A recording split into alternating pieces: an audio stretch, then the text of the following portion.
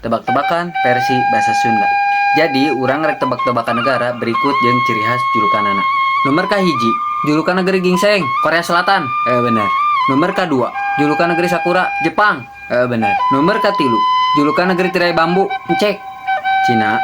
Cina. Benar. Khusus yang nomor keempat, ieu pertanyaan rada sulit. Negeri yang dipenuhi para korupsi. Aduh aing mah. Naon we sebutkeun we tilu bebas. Ieu mah rada berat soalna loba. Sok. Anu kahiji Zimbabwe. Emang Zimbabwe pernah kasus korupsi? Pernah, pasti tiap negara ge pasti pernah korupsi, Oh, cuman teu kayak pos ku media we. Hiji tah.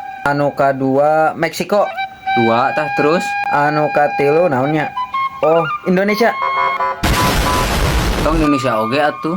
Nulain oge loba meureun. Dari apalna Indonesia, buktina ini kamar Indonesia loba anu beunang kasus korupsi. Wah, Pasti Indonesia asup negara terkorupsi di dunia. Engke urang tangan coba dina Google.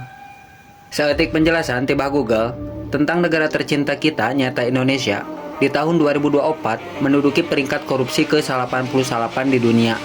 Sedangkan untuk peringkat tertinggi negara terkorupsi di dunia tahun 2024 masih dicekel ku Sudan Selatan, Somalia, jeung Venezuela.